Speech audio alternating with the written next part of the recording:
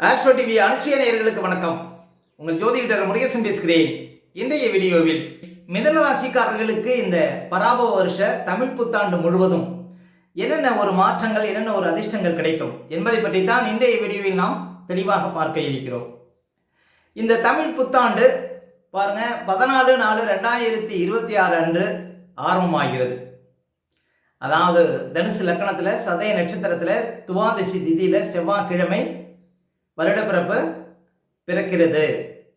இந்த பராபவ வருஷ தமிழ் புத்தாண்டு முழுவதும் மிதுன ராசிக்காரர்களுக்கு என்னென்ன ஒரு அதிர்ஷ்டங்கள், மாற்றங்கள் நடக்கும் என்பதை பற்றி தான் இன்றைய வீடியோவில் நாம் பார்க்க இருக்கிறோம்.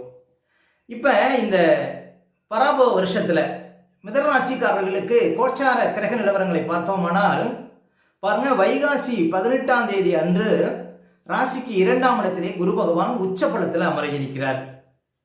அதே போல சனி பகவான் தற்போது ராசிக்கு 10ஆம் இடத்திலே சஞ்சாரம் செய்து கொண்டிருக்கிறார். 9ஆம் இடத்துல ராகுவும் 3ஆம் இடத்துல கேதுவும் சஞ்சாரம் செய்கிறாங்க. இந்த பராபவ வருஷத்துல பாருங்க, சனி 10ஆம் இடத்துல தான் சஞ்சாரம் செய்வார். அதே போல குரு பகவான் பாருங்க, மிதுன ராசிக்காரர்களுக்கெல்லாம் கிட்டத்தட்ட ஒரு வருட காலமாக ராசிக்குள்ளே ஜென்ம குருவாக சஞ்சாரம் செய்து கொண்டிருக்கிறார். இந்த 2025 மே மாசத்திலிருந்து பாருங்க, மிதுன ராசிக்காரர்களுக்கு ஜென்ம குரு.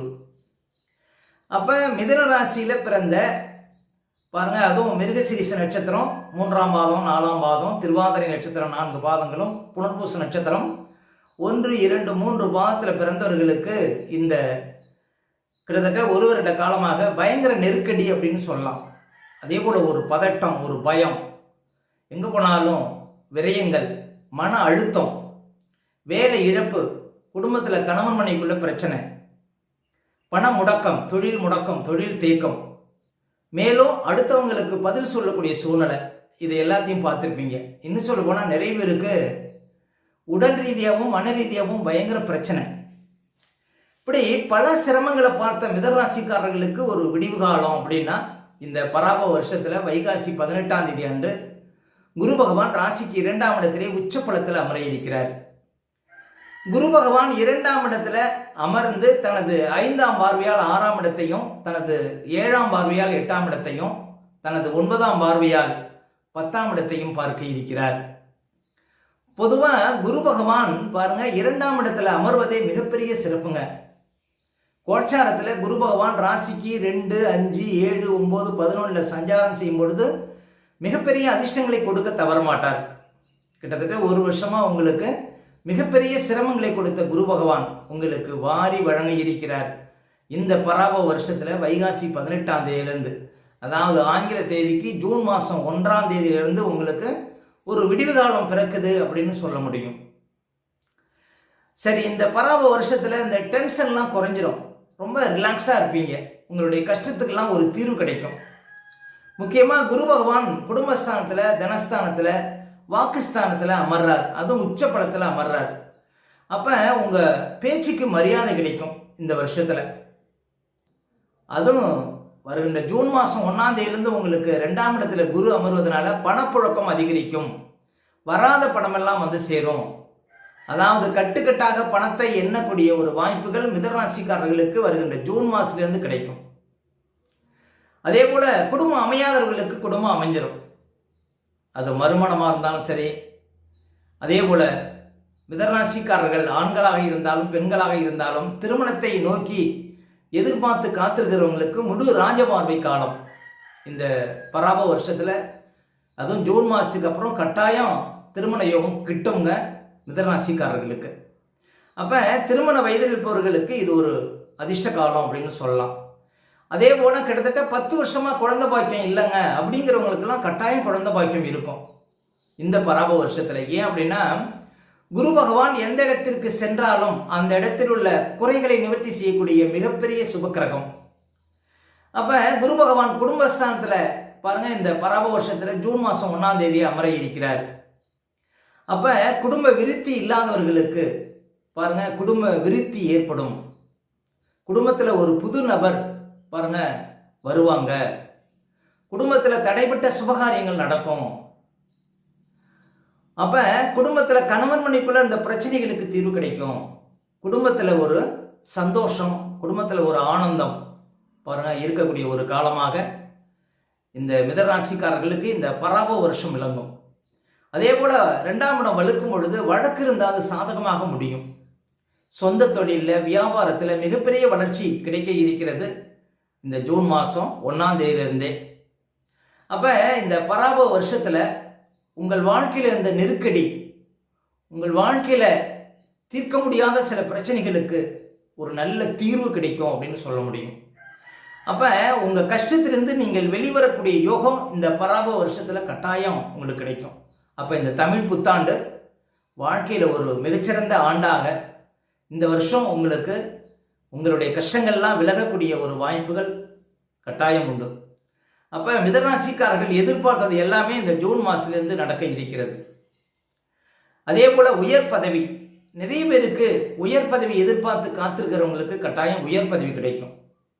அதே போல் தனஸ்தானத்தில் குரு இருப்பது இன்க்ரிமெண்ட் அதிகரிக்கும். அதாவது குறைவான வேலை, நிறைவான சம்பளம், இப்படி பாருங்கள் மிதராசிக்காரர்களுக்கு கிடைக்கும். அப்போ இன்க்ரிமெண்ட்டு டபுளாக ஆகக்கூடிய ஒரு வாய்ப்புலாம் மிதராசிக்காரர்களுக்கு உண்டுங்க இந்த பராப வருஷத்தில். முக்கியமாக நீண்ட காலமாக பேசி தீர்க்க முடியாத சில விஷயங்களை பேசி தீர்க்க முடியும். இந்த 2ஆம் இடத்துல குரு அமரக்கூடிய காலகட்டத்தில் எவ்வளோ பெரிய வில்லங்கமான இந்த பிரச்சனைக்கு தீர்வே கிடைக்காது அப்படின்னு நினைத்தால் கூட அந்த பிரச்சனையை பேசி தீர்க்கக்கூடிய ஒரு வாய்ப்புகள் மிதராசிக்காரர்களுக்கு கிடைக்குங்க இந்த பராப வருஷத்தில், அதுவும் ஜூன் மாதம் 1ஆம் தேதிக்கு அப்புறம். அப்போ 2ஆம் இடத்துல குரு உச்சப்பலத்தில் அமர்வது பணப்புழக்கம், குடும்ப விஷயத்தில் முன்னேற்றம், பேச்சினால யோகம், அதே போல் பாருங்கள் தீர்க்க முடியாத சில பிரச்சனைகளுக்கு தீர்வு, நீண்டகால கஷ்டங்களுக்கு தீர்வு, பணத்தை கட்டுக்கட்டாக பார்க்கக்கூடிய ஒரு யோகம், இப்படி நிறைய அதிர்ஷ்டங்கள் மிதராசிக்காரர்களுக்கு கிடைக்க இருக்கிறது. முக்கியமாக வேலை இல்லாதவர்களுக்கெல்லாம் வேலை கிடைக்க இருக்கிறது. ஏன் அப்படின்னு பார்த்தீங்கன்னா 10ஆம் இடத்திலே சனி பகவான் சஞ்சாரம் செய்து கொண்டிருக்கிறார். மிதுன ராசிக்காரர்களுக்கு 8க்கும் 9க்கும் அதிபதிங்க சனி பகவான். மிதராசிக்காரர்களுக்கு பாக்கியாதிபதி சனி பகவான் 9ஆம் அதிபதி 10ஆம் இடத்திலே சஞ்சாரம் செய்து அந்த 10க்குடைய குரு பகவானை உச்சம் பெற்று அந்த சனி பகவானை பார்க்கறதுனால பாருங்கள், சனி பகவான் நின்ற இடம் விருத்திங்கிறதுனால உங்களுக்கு தொழில் ரீதியாக, உத்தியோக ரீதியாக நல்ல ஒரு மாற்றம், அதுவும் குரு பகவானுடைய பார்வையும் 10ஆம் இடத்துக்கு விழுவதனால தொழில் ரீதியாக, உத்தியோக ரீதியாக இருந்த கஷ்டங்களுக்கெல்லாம் ஒரு தீர்வு கிடைக்கும். அப்போ வேலையே இல்லைனாலும் உங்களுக்கு ஜூன் மாதம் 1ஆம் தேதிக்கு அப்புறம் 100% உங்களுக்கு வேலை கிடைக்கும். தொழில் ரீதியாக இருந்த கஷ்டங்களுக்கு ஒரு விடிவு காலம் பிறக்கும். தொழிலே முடக்கமாக இருந்தால் கூட உங்களுக்கு தொழிலில் வளர்ச்சி கிடைக்குங்க. வளர்ச்சி கிரகமான குரு பகவான் 10ஆம் இடத்தை பார்வையிட இருக்கிறார். அப்போ ஜூன் மாதம் 1ஆம் தேதிக்கு அப்புறம் குரு பகவான் எந்த இடத்தையெல்லாம் பார்க்கிறாரோ அந்த இடத்துல ஒரு வளர்ச்சி இருக்கும் அப்படின்னு சொல்லலாம். அப்போ குரு பகவான் பாருங்கள் தனது 5ஆம் பார்வையால் 6ஆம் இடத்தை பார்வையிடுகிறார். அப்போ உங்களுக்கு கடன் பிரச்சனை, நோய் சார்ந்த பிரச்சனை, வழக்கு சார்ந்த பிரச்சனை, இதுக்கெல்லாம் ஒரு கட்டாயம் ஒரு தீர்வு கிடைக்கும் அப்படின்னு சொல்ல முடியும். அதே போல் 8ஆம் இடத்தையும் குரு பகவான் 7ஆம் பார்வையால் பார்க்கிறார். அப்போ பாருங்கள் உடல் ரீதியாக, மன ரீதியாக இருந்த கஷ்டங்கள், அதே போல் பாருங்கள் தீர்க்க முடியாத நோயாக இருந்தாலும் இந்த வியாதிக்கு மருந்தே இல்லை, அதாவது இந்த வியாதியை குணப்படுத்தவே முடியாது அப்படின்னா கூட பாருங்கள் அந்த வியாதியினுடைய வீரியம் பாருங்கள் குறையும். 8ஆம் இடத்தை குரு பார்க்கறது. அதே போல் பாருங்கள் இழுபறியாக இருந்த காரியங்கள்லாம் நடக்கும். வாழ்க்கையில் இந்த கஷ்டத்துக்கு விடிவு காலமே இல்லையா அப்படின்னு நினைக்கிறவங்களுக்கெல்லாம் ஜூன் மாதம் 1ஆம் தேதிக்கு அப்புறம் எவ்வளோ பெரிய கஷ்டமாக இருந்தாலும் சரி அந்த கஷ்டத்துக்கு ஒரு விடிவு காலம் பிறக்கும். அப்போ 8ஆம் இடத்தை குரு பார்க்கறதுனால பாருங்கள் வழக்கு லாபம், திடீர் லாபம், திடீர் அதிர்ஷ்டம், எதிர்பாராத யோகம், இப்படி பாருங்கள் 8ஆம் இடத்தை குரு பார்க்கறது மிகப்பெரிய சிறப்பு. அதே போல் 10ஆம் இடத்தை குரு பார்க்குறாரு தனது 9ஆம் பார்வையால். குழந்தை பாக்கிய யோகம், உங்களுடைய திறமைகள் பாருங்கள் வெளிப்படக்கூடிய யோகம், உத்தியோகத்தில் இருந்த கஷ்டங்கள் மாறும், உத்தியோகத்தில் மேலதிகாரிகள் தொல்லை இருந்தால் அந்த தொல்லையெல்லாம் விலகும். அப்போ உங்களுடைய திறமைகள் வெளிப்படக்கூடிய ஒரு வருடமாக இந்த தமிழ் புத்தாண்டு உங்களுக்கு விளங்கும் அப்படின்னு உறுதியாக நம்பலாம். இப்படி பாருங்கள் இந்த தமிழ் புத்தாண்டில் மிகப்பெரிய அதிர்ஷ்டங்களை எல்லாம் மிதராசிக்காரர்கள் பார்க்க போகிறீங்க. மிதராசிக்காரர்களுக்கு 2ஆம் இடத்துல குரு சஞ்சாரம் செய்ய இருப்பதும் சரி, 10ஆம் இடத்திலே சனி பகவான் சஞ்சாரம் செய்வது மிகப்பெரிய சிறப்புங்க. 10ஆம் இடத்துல சனி சஞ்சாரம் செய்வது அதுவும் ஜூன் மாதம் 1ஆம் தேதியிலிருந்து குரு பகவான் பார்வை விழுவது ஒரு 10 பேருக்கு 100 பேருக்கு 1000 பேருக்கு 1,00,000 பேருக்கு தலைமை தாங்கக்கூடிய தகுதி கிடைக்கும். மிதராசிக்காரர்களுக்கு கூடுதல் பொறுப்புகள் தலைமை பொறுப்புகள் தேடி வரும் அப்படின்னு சொல்லாங்க ஜூன் மாதம் 1ஆம் தேதிக்கு அப்புறம்.